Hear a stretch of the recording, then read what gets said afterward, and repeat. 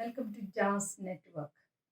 ഇന്ന് ഒരു പുതിയ യൂണിറ്റ് ആരംഭിക്കുകയാണ്, ഇക്കോളജി. അതിൽ ആദ്യത്തെ chapter organisms and population. How wonderful is our living world. The wide range of living organisms is amazing. Extraordinary ആയിട്ടുള്ള എത്ര തരം ഹാബിറ്റാറ്റിലാണ് അവ ജീവിക്കുന്നത്. High mountains, deciduous forest, fresh water, lakes, oceans, deserts, forest, hot springs, ഇങ്ങനെ ഒരുപാട് വൈവിധ്യമാർന്ന ഹാബിറ്റാറ്റുകളിലാണ് അവ വസിക്കുന്നത്.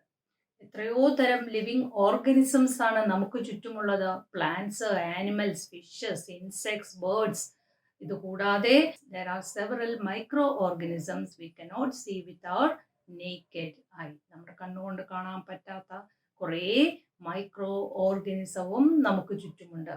അവർ living world is diverse and complex. നമുക്ക് ചുറ്റുമുള്ള ഈ വേൾഡ് എന്ന് പറയുന്നത് കോംപ്ലെക്സ് ആണ്, ഡൈവേഴ്സിറ്റി, വൈവിധ്യമാർന്നതാണ്. We can understand its complexity by investigating processes at different levels of biological organisation.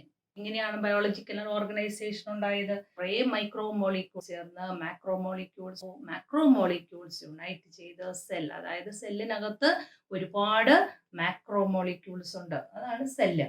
ഇനി കുറേ സെല്ല് കൂടി കഴിയുമ്പോൾ നമ്മൾ എന്താണ് അതിന് പറയുന്നത്? സെൽസ് കമ്പൈൻ ചെയ്ത് കഴിയുമ്പോൾ ടിഷ്യൂസ്. ഇനി കുറെ ടിഷ്യൂസ് ചേർന്ന് എന്തുണ്ടാകും? ഓർഗൻ ഉണ്ടാകുന്നു. കുറെ ഓർഗൻസ് ചേർന്ന് ഓർഗൻ സിസ്റ്റം ഉണ്ടാകുന്നു. അങ്ങനെ കുറെ ഓർഗൻ സിസ്റ്റം ഉള്ള ഒന്നാണ് എന്ത്? ഒരു ഓർഗനിസം എന്ന് പറയുന്നത്. കുറെ ഓർഗനിസം കൂടി ചേരുമ്പോൾ എന്താവുന്നു? പോപ്പുലേഷൻ. ഇനി ഡിഫറെന്റ് പോപ്പുലേഷൻസ് ചേർന്നാലോ? കമ്മ്യൂണിറ്റി. കുറെ പോപ്പുലേഷൻസ് ചേർന്ന് കഴിയുമ്പോൾ കമ്മ്യൂണിറ്റി, കുറെ കമ്മ്യൂണിറ്റി ചേർന്ന് കഴിയുമ്പോൾ ഇക്കോസിസ്റ്റം, കുറെ ഇക്കോസിസ്റ്റം ചേർന്ന് കഴിയുമ്പോൾ ബയോംസ്. ഇങ്ങനെയാണ് ബയോളജിക്കൽ ഓർഗനൈസേഷൻ. അപ്പോൾ ഇങ്ങനെയുള്ള ഡിഫറെന്റ് ബയോളജിക്കൽ ഓർഗനൈസേഷനിലുള്ള ഓരോ പ്രോസസ്സ്, ഇതിനകത്തുള്ള പ്രോസസ്സുകളൊക്കെ പഠിച്ചു കഴിയുമ്പോൾ നമുക്ക് ഈ നമ്മുടെ ലിവിങ് വേൾഡിന്റെ ആ കോംപ്ലക്സിറ്റി എത്രത്തോളം ഉണ്ടെന്ന് നമുക്ക് മനസ്സിലാക്കാനായിട്ട് സാധിക്കും. ചുറ്റുപാടും ഒന്ന് ശ്രദ്ധിച്ചു നോക്കൂ. നമ്മൾ എങ്ങനെയാണ് കമ്മ്യൂണിക്കേറ്റ് ചെയ്യുന്നത്? നമുക്ക് കമ്മ്യൂണിക്കേറ്റ് ചെയ്യാനായിട്ട് നമുക്ക് ഭാഷയുണ്ട്, നമുക്ക് സംസാരിക്കാനുള്ള കഴിവുണ്ട്, നമ്മൾ സംസാരിക്കുന്നുണ്ട് അല്ലേ? പക്ഷെ മറ്റു ജീവികൾ എങ്ങനെയാണ് ഇന്ററാക്ഷൻ നടത്തുന്നത്? അവരെങ്ങനെയാണ് കമ്മ്യൂണിക്കേറ്റ് ചെയ്യുന്നത്? നിങ്ങൾ ശ്രദ്ധിച്ചിട്ടുണ്ടോ? പക്ഷികൾ ചിലക്കുന്നു, കുയിൽ കൂവുന്നു. ഇതൊക്കെ എന്തിനു വേണ്ടിയിട്ടുള്ളതാണ്? അവര് പല ശബ്ദങ്ങളും പുറപ്പെടുവിക്കുന്നുണ്ട് അല്ലേ? ഈ ശബ്ദങ്ങൾക്കെല്ലാത്തിനും അവരുടേതായ ചില സൂചനകളുണ്ട്. ഓരോ ജീവികളും അതിൻ്റെ ഇണയെ ആകർഷിക്കുന്നതിന് ഒരു ശബ്ദം, അല്ലെങ്കിൽ വേറെ കാര്യങ്ങൾക്ക് വേറെ ശബ്ദം, ഇങ്ങനെ ഡിഫറെൻ്റ് ആയിട്ടുള്ള ശബ്ദം, അത് ശബ്ദവ്യതിയാനം ഉണ്ടാക്കുന്നതായിട്ട് നമുക്ക് കാണാൻ കഴിയും. കോഴി പലതരത്തിലുള്ള ശബ്ദം, മുട്ടയിടാൻ പോകുമ്പോൾ ഒരു ശബ്ദം, മുട്ടയിട്ട് കഴിയുമ്പോൾ ഒരു ശബ്ദം, ഇങ്ങനെയൊക്കെ നിങ്ങൾ കേട്ടിട്ടുണ്ടാവും. അപ്പോൾ അങ്ങനെ പലതരത്തിലുള്ള ശബ്ദങ്ങൾ കൊണ്ട് അവര് കമ്മ്യൂണിക്കേറ്റ് ചെയ്യാറുണ്ട്. അതുപോലെ തന്നെ നമ്മൾ പ്രകൃതിയിൽ വേറെ നിരീക്ഷിച്ചു കഴിഞ്ഞാൽ നമുക്കറിയാം പ്ലാന്റ്സും ഇൻസെക്റ്റും തമ്മിലുള്ള ബന്ധം. പ്ലാന്റ്സ് ഇൻസെക്റ്റിനെ ആകർഷിക്കുന്നതിന് വേണ്ടി പൂക്കളിൽ നിറങ്ങൾ ഉണ്ടാവുന്നുണ്ട്, അതുപോലെ സുഗന്ധം, നല്ല ഗന്ധം, അതുപോലെ ഹണി ഉണ്ടാവുന്നു. ഇൻസെക്റ്റുകളെ ആകർഷിക്കുന്നതിന് വേണ്ടി ഇത്തരം ചില വ്യതിയാനങ്ങൾ അല്ലെങ്കിൽ ഇത്തരം ചില മാറ്റങ്ങളൊക്കെ പൂക്കളിൽ ഉണ്ടാക്കാറുണ്ട്. നിങ്ങൾ രാത്രിയിൽ വിടരുന്ന പൂക്കളുകൾ ശ്രദ്ധിച്ചിട്ടുണ്ടാവും അല്ലെ? അതിന്റെ പ്രത്യേകത എന്താണ്? നല്ല ഗന്ധമുണ്ടായിരിക്കും. രാത്രിയിൽ വിടരുന്ന പൂക്കൾക്കെല്ലാം തന്നെ വൈറ്റ് കളറായിരിക്കും അല്ലെ? നല്ല വെള്ള കളർ. എന്തിനു വേണ്ടിയാണ്? ഇരുട്ടത്ത് കാണുന്നതിന് വേണ്ടി. അപ്പോൾ അത് മറ്റ് ഇൻസെക്റ്റുകളെ ആകർഷിക്കുന്നതിന് വേണ്ടിയാണ്. അങ്ങനെ ജീവികൾ തമ്മിൽ ഒരു പരസ്പര ബന്ധം ഉണ്ടാകുന്നു. മനസ്സിലായോ? അപ്പോൾ ജീവികൾ തമ്മിലുള്ള ഈ പരസ്പര ബന്ധത്തെക്കുറിച്ചും അതുപോലെ അവയ്ക്ക് പരിസ്ഥിതിയുമായിട്ടുള്ള ബന്ധത്തെക്കുറിച്ചൊക്കെ പഠിക്കുന്നതാണ് ഇക്കോളജി എന്ന് പറയുന്നത്. Ecology is the study of interactions among organisms and between organisms and its physical environment. അപ്പോൾ എൻവയോൺമെന്റും ജീവികളും തമ്മിലുള്ള ബന്ധം, അതുപോലെ ജീവികൾ തമ്മിൽ പരസ്പരം ഉള്ള ബന്ധം, ഇതിനെക്കുറിച്ചൊക്കെ പഠിക്കുന്നതാണ് ഇക്കോളജി എന്ന് പറയുന്നത്. മനസ്സിലായല്ലോ? Ecology is concerned with 4 levels of biological organization. That's organism, individual organism, ഒരു organism. Then കുറേ organism, ഒരേപോലുള്ള ഒരേ സ്പീഷീസിൽപ്പെട്ട കുറേ organism ചേരുമ്പോൾ നമ്മൾ അതിനെ എന്ത് പറയും? Population. Human population, elephant population, tiger population, ഓരോന്നിനെ ഓരോ സ്പീഷീസിന്റെ കൂട്ടത്തിനെയാണ് നമ്മൾ പോപ്പുലേഷൻ എന്ന് പറയുന്നത്. ഇനി ഡിഫറെന്റ് പോപ്പുലേഷൻ ഒന്നിച്ചു വരുമ്പോൾ അതിന് നമ്മൾ എന്ത് പേര് പറയും? കമ്മ്യൂണിറ്റി. മനസ്സിലായോ? അപ്പോൾ ഒരു ഏരിയയിൽ ഒരു ഓർഗനിസം മാത്രമല്ല ഉള്ളത്, ഒരു സ്പീഷീസ്, ഒരു പോപ്പുലേഷൻ അല്ല ഉള്ളത്, പലതരത്തിലുള്ള പോപ്പുലേഷൻ അല്ലേ? ഡിഫറെന്റ് ആയിട്ടുള്ള പോപ്പുലേഷൻ ഉണ്ട്, അതിനെയാണ് നമ്മൾ കമ്മ്യൂണിറ്റി എന്ന് പറയുന്നത്. ഇനി കുറേ കമ്മ്യൂണിറ്റി, ഡിഫറെന്റ് ആയിട്ടുള്ള കമ്മ്യൂണിറ്റി ഒരു ഏരിയയിൽ വരുമ്പോൾ അതിനെയാണ് നമ്മൾ ബയോംസ് എന്ന് പറയുന്നത്. അപ്പോൾ ഡിഫറെന്റ് ആയിട്ടുള്ള ഒരു പർട്ടിക്കുലർ സ്ഥലങ്ങളിലാണ് വരുന്നതെങ്കിൽ നമ്മൾ ഇക്കോസിസ്റ്റം എന്ന് പറയും. അങ്ങനെയുള്ള ഒരു വൈഡ് ഏരിയയിൽ വരുമ്പോൾ അതിനെയാണ് നമ്മൾ ബയോംസ് എന്ന് പറയുന്നത്.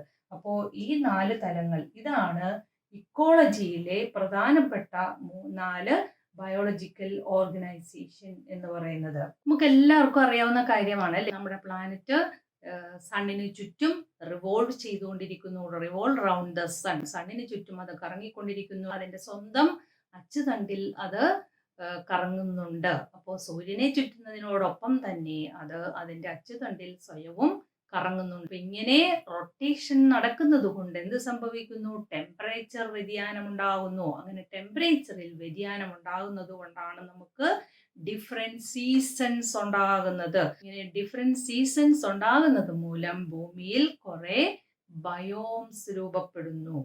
സീസണിൽ വരുന്ന വ്യതിയാനം കൊണ്ടാണ് ബയോംസ് ഉണ്ടാകുന്നത്. അപ്പൊ ഏതൊക്കെയാണ് നമ്മുടെ മേജർ ബയോംസ് എന്ന് നോക്കാം. Grassland, forest, desert and tundra. ഇത്രയുമാണ് മേജർ ബയോംസ് എന്ന് പറയുന്നത്. ഗ്രാസ്ലാൻഡ്, ഫോറസ്റ്റ്, ഡെസേർട്ട് മരുഭൂമി, ആൻഡ് ടൻഡ്ര. എന്താണ് ടൻഡ്ര എന്ന് പറയുന്നത്?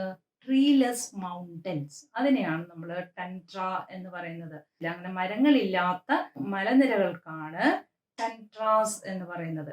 നമ്മുടെ ഈ ഭൂമിയിൽ ഒരുപാട് ഡിഫറെന്റ് ആയിട്ടുള്ള ജീവികളുണ്ടെന്ന് പറഞ്ഞു. ഇനി ഈ ജീവികളൊക്കെ എവിടെയാണ് വസിക്കുന്നത്? അവരുടെ വാസസ്ഥലം അല്ലെങ്കിൽ ഹാബിറ്റാറ്റ്. എങ്ങനെയുള്ള ഹാബിറ്റാറ്റിലാണ്? ഫേവറബിൾ ആയിട്ടുള്ള ഹാബിറ്റാറ്റിലും താമസിക്കുന്നുണ്ട്. അതിനോടൊപ്പം തന്നെ ഒട്ടും ഫേവറബിൾ അല്ലാത്ത അൺഫേവറബിൾ ആയിട്ടുള്ള ഹാർഷ് ഹാബിറ്റാറ്റിലും ജീവികൾ ജീവിക്കുന്നുണ്ട്.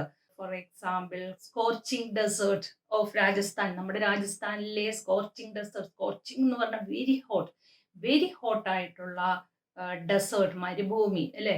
അത്രയും ഹോട്ടായിട്ടുള്ള മരുഭൂമികളിൽ ജീവജാലങ്ങളില്ലേ, ഒരുപാട് ജീവികൾ അവിടെ ഉണ്ടല്ലേ, ഒട്ടകമൊക്കെ ഇല്ലേ. അപ്പൊ അതുകൂടാതെ വേറെയും ആ മരുഭൂമിയിൽ വളരുന്ന പ്ലാന്റ്സ് ഉണ്ട്. അപ്പൊ അങ്ങനെ അവിടെയും അത്രയും ഹോട്ടാണെങ്കിൽ പോലും അവിടെ ജീവജാലങ്ങൾ അവിടെ ഉണ്ട്. Rain soaking Meghalaya forest. മേഘാലയയിലുള്ള റെയിൻ സോക്കിംഗ് ഫോറസ്റ്റ് എന്ന് പറഞ്ഞാൽ എപ്പോഴും മഴ പെയ്ത് കുതിർന്നു കിടക്കുന്ന മേഘാലയ ഫോറസ്റ്റ്, അവിടെയും ഒരുപാട് ജീവികളുണ്ട്. Deep ocean trenches. ട്രെഞ്ച് എന്ന് പറഞ്ഞാൽ എന്താണ്? കടലിടുക്കുകൾ അല്ലെ? കടലില് ഇടക്ക് അഗാധ ഗർത്തങ്ങൾ ഉണ്ടായിരിക്കും. അതിനെയാണ് ട്രെഞ്ചസ് എന്ന് പറയുന്നത്. അപ്പൊ അങ്ങനെയുള്ള ട്രെഞ്ചസ്, ഈ ഗർത്തങ്ങളിലും ജീവികൾ ഉണ്ടായിരിക്കും. അതുപോലെ തന്നെ permafrost polar region. Permafrost permanently frozen, എപ്പോഴും തണുത്തുറഞ്ഞു കിടക്കുന്ന, ഫ്രോസൺ ആയിട്ട് കിടക്കുന്ന പോളാർ റീജിയൻ. അവിടെ പോളാർ ബെയർ അങ്ങനെയുള്ള ജീവികളൊക്കെ ഇല്ലേ. അപ്പൊ അങ്ങനെയുള്ള തണുത്ത സ്ഥലങ്ങളിലും ജീവികളുണ്ട്. ഇനി ഹോട്ട് സ്പ്രിങ്സ് അല്ലെ?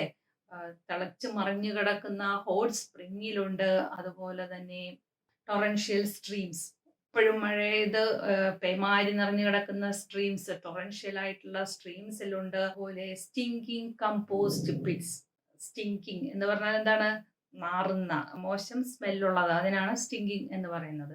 നാറ്റമുള്ള. അപ്പൊ അത്രയും നാറ്റമുള്ള കമ്പോസ്റ്റ് പിറ്റ്, വേസ്റ്റ് ഇടുന്ന ആ കുഴികളിൽ പോലും ഒരുപാട് ജീവികളുണ്ട്. നോർമലായിട്ടുള്ള സ്ഥലങ്ങളിൽ മാത്രമല്ല, ഇങ്ങനെയുള്ള ഈ ഹാർഷ് ഹാബിറ്റാറ്റിലും ഒരുപാട് ജീവികളുണ്ട്. 100-ലധികം ജീവികൾ നമ്മുടെ ഇൻഡസ്ട്രിയിൽ തന്നെ ഉണ്ട്.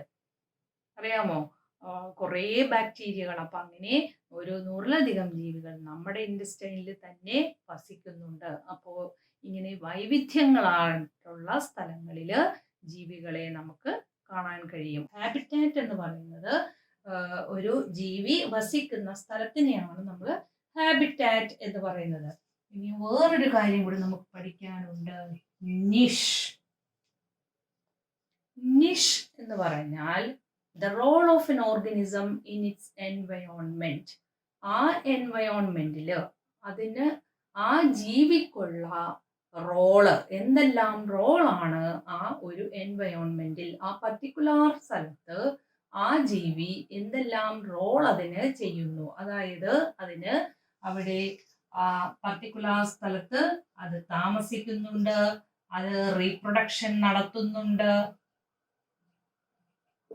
അതുപോലെ അത് അതിൻ്റെ കൂട്ടുകാരുമായിട്ട് കമ്മ്യൂണിക്കേഷൻ ഉണ്ട്, കോളനൈസ് ചെയ്യുന്നു, അതിൻ്റെ തന്നെ ജീവികളുമായിട്ട് അത് കോളനൈസ് ചെയ്യുന്നു. ഇങ്ങനെ ഒരു ഡിഫറെന്റ് റോളിൽ, അതിൻ്റെ തന്നെ ഒരു ഡിഫറെന്റ് റോളിൽ അത് എക്സ്പ്രസ് ചെയ്യുന്നു. അപ്പോൾ ആ ഒരു പർട്ടിക്കുലർ എൻവയോൺമെന്റിൽ അത് ഡിഫറെന്റ് റോളിൽ ആക്ട് ചെയ്യുന്ന സ്ഥലത്തിനെയാണ് നമ്മൾ നിഷ് എന്ന് പറയുന്നത്. Difference between habitat and niche. Habitat ഒരു ലാർജ് ഏരിയയെ റെപ്രസെന്റ് ചെയ്യുന്നു. നിഷ് എന്ന് പറയുന്നത് ഒരു സ്മോൾ ഏരിയയെ റെപ്രസെന്റ് ചെയ്യുന്നു. ഇനി നിഷ് എന്ന് പറയുന്നതിനകത്ത് ഒരു സ്പീഷീസ് മാത്രമേ ഉണ്ടാവൂ. ഹാബിറ്റാറ്റ് എന്ന് പറയുമ്പോൾ അതിൽ ഡിഫറെന്റ് ഓർഗനിസം അല്ലെങ്കിൽ ഡിഫറെന്റ് സ്പീഷീസ് അത് റെപ്രസെന്റ് ചെയ്യുന്നു. മനസ്സിലായോ? നമ്മൾ അഡ്രസ്സ് എഴുതുമ്പോൾ എങ്ങനെ എഴുതും? എങ്ങനെയാണ് നമ്മൾ തിരിച്ചറിയുന്നത്? അപ്പോൾ അഡ്രസ്സ് എഴുതുമ്പോൾ ഒരു പർട്ടിക്കുലർ സ്ഥലം അല്ലേ, ഒരു പർട്ടിക്കുലർ പ്ലേസ്, ആ പ്ലേസ് ആണ് ഹാബിറ്റാറ്റ് എന്ന് പറയുന്നത്. ഒരു സ്ഥലം എഴുതിയാൽ നമ്മൾ ലെറ്റർ കിട്ടുമോ? ഇല്ല, നമ്മുടെ ഹൗസിന്റെ പേര് എഴുതണം അല്ലേ, അല്ലെങ്കിൽ ഹൗസിന്റെ പേര്, ഹൗസ് നമ്പർ, ഇതെന്തെങ്കിലും എഴുതണം. അപ്പോൾ ആ പർട്ടിക്കുലർ ഹൗസ് ആണ് എന്ത്, നിഷ് എന്ന് പറയുന്നത്.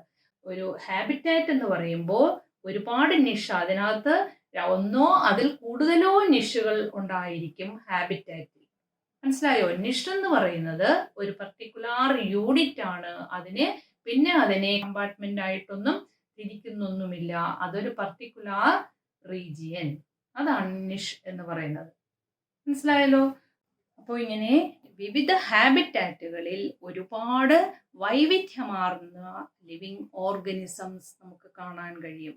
എന്തുകൊണ്ടാണ് ഇങ്ങനെ വൈവിധ്യം ഉണ്ടാകുന്നത്, അല്ലെങ്കിൽ ഈ ഡിഫറെന്റ് ഹാബിറ്റാറ്റ് ഉണ്ടാകാനുള്ള കാരണമെന്ത്? Key element that lead to variations in the physical and chemical conditions of different habitats are its abiotic factors. അപ്പോൾ ആ എബയോട്ടിക് ഫാക്ടേഴ്സ് കൊണ്ടാണ് ഇങ്ങനെ ഹാബിറ്റാറ്റിൽ വൈവിധ്യം ഉണ്ടാകുന്നത്. അപ്പോൾ എബയോട്ടിക് ഫാക്ടേഴ്സ് ഏതൊക്കെയാണ്? മേജർ എബയോട്ടിക് ഫാക്ടേഴ്സ് എന്ന് പറയുന്നത് temperature, water, light and soil. Temperature is the most ecologically relevant environmental factor. The average temperature on land varies. അതായത് നമ്മുടെ ലാൻഡിന്റെ ടെമ്പറേച്ചർ എപ്പോഴും വേരി ചെയ്തുകൊണ്ടിരിക്കും അല്ലെ, മാറിക്കൊണ്ടിരിക്കും. Temperature decreases from equator to the polar region. ഇപ്പോൾ equator എന്ന് പറഞ്ഞാൽ എന്താണ്? ഭൂമധ്യരേഖയിൽ നിന്ന് പോളാർ റീജിയനിലേക്ക് പോകുമ്പോൾ ടെമ്പറേച്ചർ ഡിക്രീസ് ചെയ്യുന്നു. അപ്പോൾ ഭൂമിയിൽ എല്ലായിടത്തും ഒരേപോലത്തെ ടെമ്പറേച്ചർ അല്ല. Temperature decreases from the equator to the polar region. Polar റീജിയനിലേക്ക് പോകുന്തോറും തണുപ്പ് കൂടി വരും, അതായത് ടെമ്പറേച്ചർ കുറഞ്ഞു വരും. അതുപോലെ തന്നെ from plains to the mountain tops. നമ്മൾ സമതലങ്ങളിൽ ചൂട് കൂടുതലായിരിക്കും. മലമുകളിലോട്ട് കയറി പോകുമ്പോഴോ അവിടെ ചൂട് കുറഞ്ഞു വരും. അപ്പോൾ എല്ലായിടത്തും ഒരേ ചൂടല്ല ഉള്ളത്. ടെമ്പറേച്ചർ എപ്പോഴും വേരി ചെയ്തുകൊണ്ടിരിക്കും. It ranges from subzero level in the polar region and in the mountain ടോപ്സിൽ, പോളാർ റീജിയനിലൊക്കെ സബ്-സീറോ ലെവൽ, അതായത് സീറോയിനേക്കാൾ താഴെയായിരിക്കും. More than 50 degree in tropical forest. അപ്പോൾ ട്രോപ്പിക്കൽ ഫോറസ്റ്റുകളിലൊക്കെ പോയി കഴിഞ്ഞാൽ അവിടെ മോർ ദാൻ 50 വരുന്നു. പോളാർ റീജിയനിലും അല്ലെ മൗണ്ടൻ റേഞ്ചിലും മൗണ്ടൻ ടോപ്സിലൊക്കെ പോയി കഴിഞ്ഞാൽ അത് സബ് സീറോ ലെവലിൽ വരെ എത്തുന്നു. അപ്പോൾ അങ്ങനെ ടെമ്പറേച്ചർ വ്യത്യാസപ്പെട്ടിരിക്കും. ഈ ടെമ്പറേച്ചറിൽ ഈ വ്യത്യാസം ഉള്ളത് കൊണ്ട് തന്നെ നമുക്കറിയാം നമ്മുടെ സ്ഥലങ്ങളിൽ വളരുന്ന പല ചെടികൾ, നമ്മുടെ മാവ്, പ്ലാവ്, തെങ്ങ് ഇതുപോലെയുള്ള മരങ്ങൾ വേറെ രാജ്യത്ത് ചിലപ്പോൾ തണുപ്പ് രാജ്യങ്ങളിൽ അതിന് വളരാൻ പറ്റുമോ? ഇല്ല. അപ്പം അത് അവിടെ വളരത്തില്ല. അതുപോലെ തന്നെ ഇപ്പോൾ തണുപ്പ് രാജ്യങ്ങളിലുള്ള ആനിമൽസിന് നമ്മുടെ നാട്ടിൽ വളരാൻ പറ്റുമോ? ഇല്ല. അപ്പോൾ ഓരോ സ്ഥലങ്ങളിലും ഓരോ പ്രത്യേക സ്ഥലങ്ങളിലാണ് അവ വളരുന്നത്. ഒരു സ്ഥലത്ത് വളരുന്നതിന് ചിലപ്പോൾ വേറെ സ്ഥലങ്ങളിൽ അതിന് ജീവിക്കാൻ പറ്റാതെ വരും. What is the significance of temperature in living organisms? ഇപ്പോൾ ലിവിങ് ഓർഗാനിസത്തിൽ ടെമ്പറേച്ചറിന് എന്ത് പ്രാധാന്യമാണുള്ളത്? The temperature affects the working of enzyme. എൻസൈമിന്റെ വർക്കിങ്ങിനെ അത് ബാധിക്കുന്നു. എൻസൈമിനെ ബാധിക്കുന്നു. Temperature affects the working of enzyme. Thus in turn it affects the metabolism, activity and functions of organism. പല ഓർഗാനിസത്തിന്റെ മെറ്റബോളിസത്തിനെയൊക്കെ അത് ബാധിക്കുന്നു. കാരണം മെറ്റബോളിക് പ്രവർത്തനങ്ങൾ നടക്കുന്നതിന് എൻസൈമിന് ഒരു വളരെ പ്രധാനപ്പെട്ട പങ്കുണ്ട്. എൻസൈമിന്റെ ആക്ടിവിറ്റിയിൽ അത് വ്യതിയാനം വരുത്തുന്നു. ആ എൻസൈമിന്റെ പ്രവർത്തനത്തിനെ മാറ്റം വരുന്നത് കൊണ്ട് അത് ആനിമൽസിന്റെ പല ഫങ്ഷൻ, അതിന്റെ മെറ്റബോളിസത്തിലും ഒക്കെ അത് എഫക്റ്റ് ചെയ്യുന്നു. അതാണ് ടെമ്പറേച്ചറിന് ഒരു ജീവിയിലുള്ള ഇൻഫ്ലുവൻസ് എന്ന് പറയുന്നത്. There are certain organisms which can tolerate a wide range of temperature. Temperature ഒരുപാട് കൂടിയാലും അല്ലെങ്കിൽ കുറേ റേഞ്ച് വരെ എത്തിക്കഴിഞ്ഞാലും അതിന് സഹനശക്തി ഉള്ള ഓർഗാനിസം ഉണ്ട്. അങ്ങനെയുള്ള ഓർഗാനിസത്തെ യൂറിതെർമൽ ഓർഗാനിസം എന്ന് പറയും. യൂറിതെർമൽ ഓർഗാനിസം ഏതാണ്? Organisms which can tolerate A wide range of temperatures. ഇപ്പോൾ 0 to 50 ഡിഗ്രി സെന്റിഗ്രേഡ് നമുക്കെല്ലാം പറ്റും അല്ലേ? അപ്പോൾ നമ്മുടെ ഇവിടെ കൂടെയുള്ള കുറേ ജീവജാലങ്ങളുണ്ട്. നമുക്ക് ഇവിടെയുള്ള ഡോഗ്, കാറ്റ്, എലിഫന്റ് അങ്ങനെയുള്ള ഒരുപാട് ഓർഗാനിസം നമുക്ക് ചുറ്റും ഇപ്പൊ നമ്മളും അതിൽപ്പെട്ടതാണ്. അപ്പോൾ നമ്മളെല്ലാം ഈ യൂറിതെർമൽ വിഭാഗത്തിൽ പെട്ടതാണ്. ചൂട് കൂടുതലാണെന്ന് പറഞ്ഞാലും നമുക്ക് 45, 48, ഡൽഹിയിലൊക്കെ 45, 48 ഒക്കെ വരാറുണ്ട് അല്ലേ? 50 വരെയും വന്ന സമയങ്ങളും ഉണ്ട്. അപ്പോൾ അത് അത്രയും 0 വരെ താഴ്ന്ന സ്ഥലങ്ങളുണ്ട്. അവിടെ നിന്ന് നമുക്ക് ഇത്രയും റേഞ്ചിൽ ജീവിക്കാൻ പറ്റും. അപ്പൊ അങ്ങനെ ഒരു വൈഡ് റേഞ്ചിൽ ജീവിക്കാൻ പറ്റുന്ന ഓർഗാനിസത്തെയാണ് യൂറിതെർമൽ ഓർഗാനിസം എന്ന് പറയുന്നത്. ഇനി there are certain other organisms which can tolerate a narrow range of temperature. Temperature വളരെ കുറവ് മാത്രം നാരോ റേഞ്ചിൽ ജീവിക്കാൻ പറ്റുന്ന ചില ജീവികളുണ്ട്. അവയെ സ്റ്റെനോതെർമൽ എന്ന് പറയും. സ്റ്റെനോതെർമൽ ഓർഗാനിസം. അപ്പോൾ നാരോ റേഞ്ച് ഓഫ് ടെമ്പറേച്ചറിൽ ജീവിക്കാൻ കഴിവുള്ള ഓർഗാനിസത്തെ സ്റ്റെനോതെർമൽ എന്ന് പറയും. വൈഡ് റേഞ്ച് ഓഫ് ടെമ്പറേച്ചറിൽ ജീവിക്കുന്നതിനെ യൂറിതെർമൽ ഓർഗാനിസം എന്ന് പറയും. സ്റ്റെനോതെർമലിന് എക്സാമ്പിള് പെൻഗ്വിൻ, ക്രൊക്കഡൈൽ, ഇതെല്ലാം ചൂട് കൂടിക്കഴിഞ്ഞാൽ അതിന് പറ്റത്തില്ല. അപ്പോൾ അതുകൊണ്ടാണ് അത് വെള്ളത്തിലേക്ക് ഇറങ്ങിക്കിടക്കുന്നത് എപ്പോഴും. അപ്പൊ അതിന് പുറത്ത് ചൂട് കൂടിക്കഴിഞ്ഞാൽ അപ്പം തന്നെ അത് വെള്ളത്തിലേക്ക് ഇറങ്ങും. ക്രൊക്കഡൈൽ നിങ്ങൾ കണ്ടിട്ടില്ലേ? അപ്പൊ അത് വേഗം വെള്ളത്തിലേക്ക് ഇറങ്ങിക്കിടക്കും. അപ്പൊ അങ്ങനെയുള്ളതിനെയാണ് നമ്മൾ സ്റ്റെനോതെർമൽ ഓർഗാനിസം എന്ന് പറയുന്നത്. ഇനി അടുത്തതായിട്ടുള്ള എബയോട്ടിക് ഫാക്ടർ എന്ന് പറയുന്നത് water. It is the most important factor influencing the life of organisms. നമുക്കെല്ലാം അറിയാം അല്ലേ? വെള്ളം എന്ന് പറയുന്നത് ആർക്കും ഒഴിച്ചുകൂടാൻ, ജീവജാലങ്ങൾക്കെല്ലാം ഒഴിച്ചുകൂടാൻ പറ്റാത്ത ഒന്നാണ് വാട്ടർ എന്ന് പറയുന്നത്. വാട്ടറിലാണ് ആദ്യം ജീവൻ ഉണ്ടായതെന്ന് പറയപ്പെടുന്നു. വാട്ടർ ഇല്ലാതെ ആർക്കും തന്നെ ജീവിക്കാൻ പറ്റത്തില്ല. The productivity and distribution of plants is also depend on water. ആനിമൽസിനും മാത്രമല്ല, പ്ലാന്റ്സിനും അതിൻ്റെ പ്രൊഡക്ഷനും അതിൻ്റെ ഡിസ്ട്രിബ്യൂഷനും എല്ലാം വാട്ടറിനെ ഡിപ്പെൻഡ് ചെയ്തിരിക്കുന്നു. എല്ലാ ജീവികൾക്കും വാട്ടർ അത്യാവശ്യമാണ്. For aquatic organisms the quality of water is very important. അപ്പോൾ വെള്ളത്തിൽ ജീവിക്കുന്ന ജീവികൾ അവർക്കാണെങ്കിലും വെള്ളത്തിൻ്റെ ക്വാളിറ്റി, വെള്ളത്തിലാണ് അവർ ജീവിക്കുന്നത്, പക്ഷേ ആ വെള്ളത്തിൻ്റെ ക്വാളിറ്റി അവര് ആശ്രയിച്ചിരിക്കുന്നു. അതായത് സോൾട്ട് കൂടുതലാണോ, pH എങ്ങനെയുണ്ട്, ഇതിനെയൊക്കെ ഡിപ്പെൻഡ് ചെയ്തിരിക്കും. Some organisms can tolerate a wide range of salinity. അല്ലെങ്കിൽ സോൾട്ട് വാട്ടർ, അത് സോൾട്ട് കൂടുതലുള്ളതിനാണ് നമ്മൾ സലിനിറ്റി എന്ന് പറയും. അപ്പോൾ ചില organisms can tolerate A wide range of salt water അല്ലെങ്കിൽ സലിനിറ്റി എന്ന് പറഞ്ഞാൽ കുറേ ഉപ്പ് വന്നാലും ജീവിക്കാൻ കഴിവുള്ള, ആ ഉപ്പ് വെള്ളത്തിൽ, അത്രയും ഉപ്പ് വെള്ളത്തിലും ജീവിക്കാൻ കഴിവുള്ള ചില ഓർഗാനിസം ഉണ്ട്. അതിനെയാണ് നമ്മൾ യൂറിഹലൈൻ എന്ന് പറയും. ഇവിടെ നിങ്ങൾ ഒരു കാര്യം ശ്രദ്ധിച്ചേ, ഇതിന്റെ സോൾട്ട് കോൺസെൻട്രേഷൻ, അതിന് നമ്മൾ സലിനിറ്റി എന്നാ പറയുന്നത്. അപ്പോൾ ആ ഉപ്പ് കൂടിയ അല്ലെങ്കിൽ ആ വൈഡ് റേഞ്ച് ഓഫ് സലിനിറ്റിയിൽ ജീവിക്കാൻ പറ്റുന്ന ഓർഗാനിസത്തിനെ നമ്മൾ എന്ത് പറയും? യൂറിഹലൈൻ. സലൈൻ എന്നല്ല പറയുന്നത്, പ്രത്യേകം ഓർക്കണം, യൂറിഹലൈൻ. അപ്പൊ സോൾട്ടുമായിട്ട് ബന്ധപ്പെട്ടുള്ള ഇതിനൊക്കെ നമ്മൾ ഈ ഹലൈൻ, നമ്മൾ നേരത്തെ ബാക്ടീരിയ പഠിച്ചപ്പോൾ പഠിച്ചു, സോൾട്ടിൽ വസിക്കുന്ന ബാക്ടീരിയ ഹാലോഫിലസ്. അപ്പോൾ ഈ ഹാലൈൻ, സോൾട്ടുമായിട്ട് ബന്ധപ്പെട്ട് നമ്മൾ എപ്പോഴും ഈ വാക്കാണ് ചേർക്കുന്നത്. ഹാലൈൻ, ഹാലോഫിലസ്, HAL ആയിട്ട് ബന്ധപ്പെട്ടിട്ടുള്ളതാണ് നമ്മൾ ചേർക്കുന്നത്. അപ്പൊ അത് നിങ്ങൾ ശ്രദ്ധിക്കണം. യൂറിസലൈൻ എന്നല്ല പറയുന്നത്, യൂറിഹലൈൻ. അപ്പോൾ സോൾട്ട് കൂടുതലുള്ള സ്ഥലങ്ങളിൽ അല്ലെങ്കിൽ ഒരു വൈഡ് റേഞ്ച് ഓഫ് സോൾട്ടി ഏരിയാസിൽ വസിക്കുന്ന ഓർഗാനിസത്തെയാണ് യൂറിഹലൈൻ ഓർഗാനിസം എന്ന് പറയുന്നത്. ഇനി നാരോ റേഞ്ച് ഓഫ് സലിനിറ്റിയിൽ ജീവിക്കുന്നതിന് അപ്പൊ എന്ത് പേര് പറയും? സ്റ്റെനോഹലൈൻ. അപ്പോൾ ഒരു വൈഡ് റേഞ്ച് ഓഫ് സലിനിറ്റിയിൽ ജീവിക്കുന്നതിന് യൂറിഹലൈൻ എന്ന് പറയും. നാരോ റേഞ്ച് ഓഫ് സലിനിറ്റിയിൽ ജീവിക്കുന്നതിന് സ്റ്റെനോഹലൈൻ എന്ന് പറയും. Many freshwater animals cannot live for long in sea water and vice versa. നമുക്കറിയാവുന്ന ഒരു കാര്യമാണ്. ഒരു കടൽ വെള്ളത്തിൽ ജീവിക്കുന്ന ഒരു മീനിനെ കൊണ്ടൊന്ന് ശുദ്ധജലത്തിൽ ഇട്ടാൽ ജീവിക്കുമോ? അല്ലെങ്കിൽ ശുദ്ധജലത്തിൽ വസിക്കുന്ന ഒരു ജീവിയെ കൊണ്ടൊന്ന് കടൽ വെള്ളത്തിൽ ഇട്ടാൽ അത് ജീവിക്കുമോ? ഇല്ല. എന്തുകൊണ്ടാണ്? അതിന് കാരണമുണ്ട്. പരീക്ഷയ്ക്ക് ചോദിക്കുന്നതാണ് കേട്ടോ. എന്തുകൊണ്ടാണ്? Because of osmotic problems. എന്താണ് ഓസ്മോട്ടിക് പ്രോബ്ലം? ഓസ്മോസിസ് നടക്കുന്നു.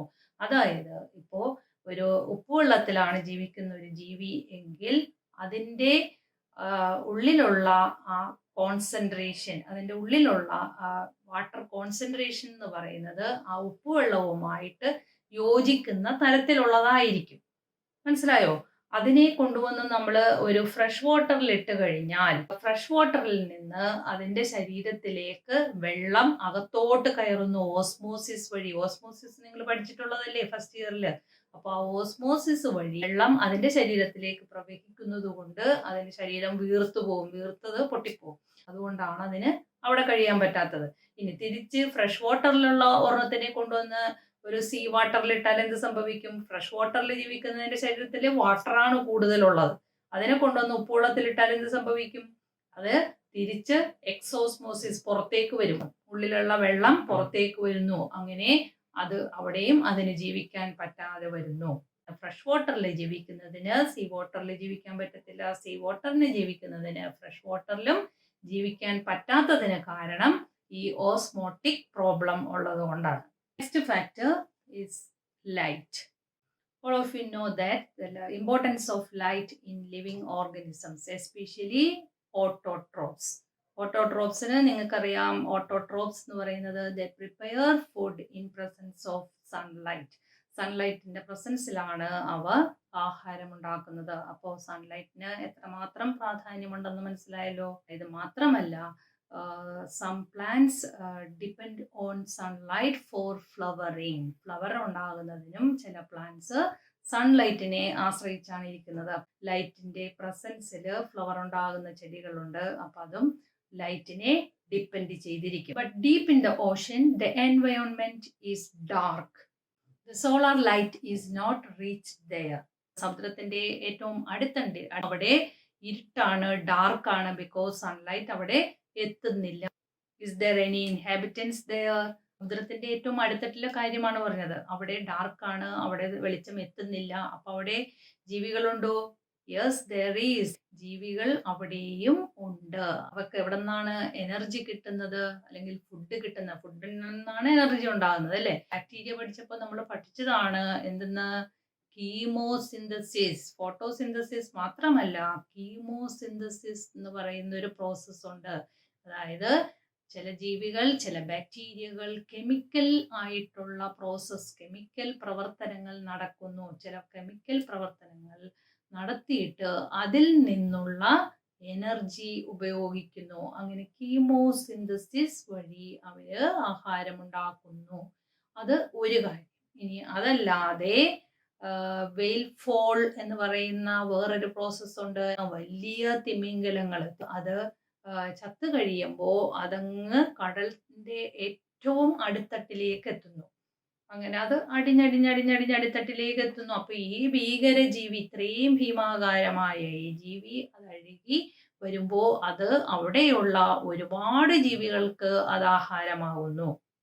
മനസ്സിലായോ? ഒരുപാട് കാലത്തേക്ക്, അത്രയും നാളത്തേക്കുള്ള ഒരു ആഹാരമായിട്ടത് മാറുന്നു. അതാണ് വെയിൽ ഫോൾ. അതുപോലെ മറൈൻ സ്നോ ഉണ്ട്. മറൈൻ സ്നോ എന്ന് പറയുന്നത് കറുത്ത് ഉറഞ്ഞ മഞ്ഞുപാളികൾ. ഈ മഞ്ഞുപാളികൾ അങ്ങ് അടിത്തട്ടിലേക്ക് പോയി കിടക്കുന്നു. ആ മഞ്ഞ് കട്ടകള് ഉരുകാതെ തന്നെ അത് അതിന്റെ അടിത്തട്ട് വരെ എത്തുന്നു. ആ സമയത്ത് അതിനകത്ത് ഒരുപാട് ചിലപ്പോ ചെറിയ ജീവികളൊക്കെ ഉണ്ടായിരിക്കും, ജീവജാലങ്ങൾ ഉണ്ടായിരിക്കും. അതും അവിടെയുള്ള മറ്റ് ജീവികൾക്ക് അത് ആഹാരമായിട്ട് മാറുന്നു. അപ്പൊ ഇങ്ങനെയാണ് ഇത്രയും ഡീപ്പായിട്ടുള്ള സ്ഥലങ്ങളിലുള്ള ജീവികൾക്ക് എനർജി കിട്ടുന്നത്. മനസ്സിലായോ? അപ്പൊ അങ്ങനെ ഡീപ്പ് ആയിട്ടുള്ള ഓഷനിലും ജീവികളുണ്ട്. The spectral quality of light is also important for life. Spectral quality of light, electromagnetic spectrum, ഇതൊക്കെ നിങ്ങൾ ഫിസിക്സിലൊക്കെ പഠിച്ചിട്ടുണ്ടായിരിക്കും അല്ലേ? അപ്പോൾ സോളാർ ലൈറ്റിന് ഡിഫറെൻ്റ് ആയിട്ടുള്ള വേവ് ലെങ്ത് ഉള്ള ലൈറ്റ്, അതിനെ സ്പ്ലിറ്റ് ചെയ്ത് അതിനെ നമ്മളൊരു ഇലക്ട്രോ മാഗ്നറ്റിക് സ്പെക്ട്രം ആക്കി വെച്ച് കഴിഞ്ഞാൽ അതിലൊരു പർട്ടിക്കുലർ വേവ് ലെങ്ത് ഉള്ള ലൈറ്റ് മാത്രമാണ് നമുക്ക് വിസിബിൾ ആയിട്ടുള്ളത്. അതിന് നമ്മൾ വിബ്ജിയോർ എന്ന് പറയുന്ന, വിബ്ജിയോറിന്റെ ലെഫ്റ്റ് സൈഡിൽ അതിനേക്കാൾ വേവ് ലെങ്ത് കുറഞ്ഞതാണ് ഏത്, അൾട്രാ വയലറ്റ് ഉണ്ട്. അതുപോലെ റെഡിന്റെ അപ്പുറത്താണെങ്കിൽ ഇൻഫ്രാറെഡ്. അപ്പൊ ഇങ്ങനെ ഒരുപാട് different radiation, different wave length ഉള്ളതാണ് ഇലക്ട്രോ മാഗ്നറ്റിക് സ്പെക്ട്രം എന്ന് പറയുന്നത്. അപ്പൊ അതും നമുക്ക് വളരെ ഇമ്പോർട്ടൻ്റ് ആണ്. എന്തുകൊണ്ടാണ്? ഓഷനിലെ ഡീപ്പ് പോർഷൻസ്, അവിടെ ജീവികളുണ്ടെന്ന് നമ്മൾ പറഞ്ഞു. ഏറ്റവും ഡീപ്പായിട്ടുള്ള സ്ഥലത്ത് ഏത് ആൽഗയാണ് ഉണ്ടാകുന്നത്? റെഡ് ആൽഗയാണ് ഏറ്റവും താഴെയായിട്ട് കാണുന്നത്. ബിക്കോസ് റെഡ് ആൽഗയിൽ ഒരു പിഗ്മെന്റ് ഉണ്ട്. ഏത് പിഗ്മെന്റ് ആണുള്ളത്? ഫൈക്കോ എരിത്രിൻ എന്ന് പറയുന്ന ഒരു പിഗ്മെന്റ് റെഡ് ആൽഗയിലുണ്ട്. This pigment absorbs blue and green light. Blue and green light, wave length ഉള്ള ലൈറ്റ് ആണ് ഇത് അബ്സോർബ് ചെയ്യുന്നത്. The blue and green light have short wavelength and they have high energy, so they reach the bottom of the ocean. അപ്പോൾ ഈ blue and green ലൈറ്റിന് ഓഷന്റെ താഴെ വരെ എത്താനുള്ള, ഒരുപാട് താഴെ വരെ പോകാനുള്ള ഒരു കഴിവുണ്ട് ബ്ലൂവിനും ഗ്രീൻ ലൈറ്റിനും. അപ്പൊ ഈ ബ്ലൂ ഗ്രീൻ ലൈറ്റിനെ അബ്സോർബ് ചെയ്യുന്നതാണ് ഫൈക്കോ എരിത്രിൻ എന്ന് പറയുന്ന പിഗ്മെന്റ്. അതുകൊണ്ടാണ് അത് ഉള്ളത്. ഏതിനകത്താണ്? റെഡ് ആൽഗയിലാണ്. അപ്പൊ അതുകൊണ്ട് റെഡ് ആൽഗകളാണ് ഏറ്റവും താഴെ കാണുന്നത്. Next abiotic factor is soil. The nature and properties of soil in different places vary. സോയിലിന്റെ നേച്ചർ, അതിന്റെ പ്രോപ്പർട്ടീസ് ഒക്കെ പല സ്ഥലങ്ങളിലും വ്യത്യാസപ്പെട്ടിരിക്കും അല്ലെ? ഒരു സ്ഥലത്തുള്ള സോയിൽ നേച്ചർ അല്ല വേറൊരു സ്ഥലത്തുണ്ടാകുന്നത്. അതുപോലെ അതിന്റെ പ്രോപ്പർട്ടീസും ഒക്കെ ഓരോ സ്ഥലത്തേക്ക് പോകുന്തോറും വേരി ചെയ്തുകൊണ്ടിരിക്കും, വ്യത്യാസപ്പെട്ടുകൊണ്ടിരിക്കും. The weathering process depend on the climate. Weathering എന്ന് പറഞ്ഞാൽ എന്താണ്? പാറ പൊടിഞ്ഞ് മണ്ണുണ്ടാവുന്നു എന്ന് നിങ്ങൾക്കറിയാം അല്ലേ? അപ്പോൾ വെതറിംഗ് എന്ന് പറഞ്ഞാൽ ആ പാറ പൊടിയുന്ന പ്രോസസ്സാണ് വെതറിംഗ് എന്ന് പറയുന്നത്. That process is depend on the climate. ക്ലൈമറ്റിനെ ആശ്രയിച്ചാണ് അതിരിക്കുന്നത്. Various characteristics of soil such as soil composition, grain size and aggregation determine the percolation and water holding capacity of the soil. Soil characteristics, soil composition, എങ്ങനെ എന്തൊക്കെയാ ചേർന്നിട്ടാണ് soil ഉണ്ടായിരിക്കുന്നത്, അതാണ് soil composition. ഇനി അതിന്റെ ഗ്രെയിൻ സൈസ് എന്ന് പറഞ്ഞാൽ ചെറിയ തരിയാണോ വലിയ തരികളാണോ, ആ സൈസ്, അതിന്റെ ആ ഗ്രാനുവൽ സൈസ്, അതാണ് ഗ്രെയിൻ സൈസ് എന്ന് പറയുന്നത്. ഇനി അതിന്റെ അഗ്രിഗേഷൻ, അത് എത്ര ചേർന്നാണ് ഇരിക്കുന്നത്, അതാണ് അഗ്രിഗേഷൻ. അടുത്തടുത്താണോ ഇരിക്കുന്നത്, ഇടക്ക് അതിനകത്ത് എയർ സ്പേസ് ഉണ്ടോ, അതൊക്കെ ഡിപ്പെൻഡ് ചെയ്തിരിക്കും. അതാണ് സോയിൽ ക്യാരക്ടറിസ്റ്റിക്സ് എന്ന് പറയുന്നത്. അപ്പോൾ ഇതിനെയെല്ലാം ആശ്രയിച്ചാണ് എന്തിരിക്കുന്നത്, പെർക്കൊലേഷൻ. പെർക്കൊലേഷൻ എന്ന് പറഞ്ഞാൽ എന്താണ്, അതിലേക്ക് വെള്ളം ഇറങ്ങിപ്പോകുന്നത്. അപ്പൊ എങ്ങനെ സോയിലിലൂടെ വെള്ളം താഴത്തേക്ക് പെട്ടെന്ന് പോകുമോ ഇല്ലയോ എന്നൊക്കെ നിശ്ചയിക്കുന്നത് സോയിലിന്റെ ഈ ക്യാരക്ടറിസ്റ്റിക് ഫീച്ചേഴ്സ് ആണെന്ന്. അപ്പോൾ സോയിലിന്റെ വാട്ടർ ഹോൾഡിംഗ് കപ്പാസിറ്റി അല്ലെങ്കിൽ അതിന്റെ പെർക്കുലേഷൻ, ഇതൊക്കെ സോയിലിന്റെ ക്യാരക്ടറിസ്റ്റിക്സിനെ ആശ്രയിച്ചിരിക്കുന്നു. These soil characteristics along with pH, mineral composition and topography determine the vegetation and animals in that area.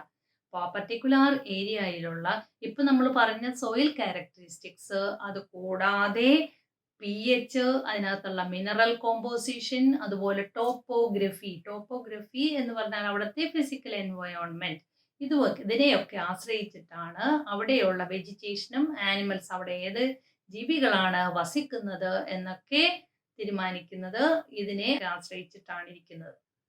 Clear ആയല്ലോ? Similarly in aquatic environment, the characteristic of the sediment determines the benthic animals that can live there. അപ്പോൾ aquatic environment, അപ്പൊ നമ്മൾ കരയിലെ കാര്യം പറഞ്ഞു, ഇനി കടലിലോ അല്ലെങ്കിൽ ബാക്കി അക്വാട്ടിക് ആയിട്ടുള്ള സ്ഥലങ്ങളിൽ വസിക്കുന്ന ജീവികൾ, ആ ജീവികൾ അതിൻ്റെ സെഡിമെന്റ് എന്ന് പറഞ്ഞാൽ ഏറ്റവും അടിയിലുള്ള ആ സെഡിമെന്റിന്റെ ക്യാരക്ടറിസ്റ്റിക്കിനെ ആശ്രയിച്ചിട്ടാണ് അവിടുത്തെ ബെന്തിക് ആനിമൽസ്. ബെന്തിക് ആനിമൽസ് എന്ന് പറഞ്ഞാൽ animals which live in the bottom, ആ താഴെയുള്ള ആനിമൽസ് ഏതാണ് എന്ന് നിശ്ചയിക്കുന്നത് അക്വാട്ടിക് ഹാബിറ്റാറ്റിലുള്ള അതിന്റെ സെഡിമെന്റിന്റെ ക്യാരക്ടറിസ്റ്റിക് നോക്കിയിട്ടാണ്. ഇത്രയും എല്ലാവർക്കും ക്ലിയർ ആയിട്ടുണ്ടെന്ന് വിചാരിക്കുന്നു. Thank you.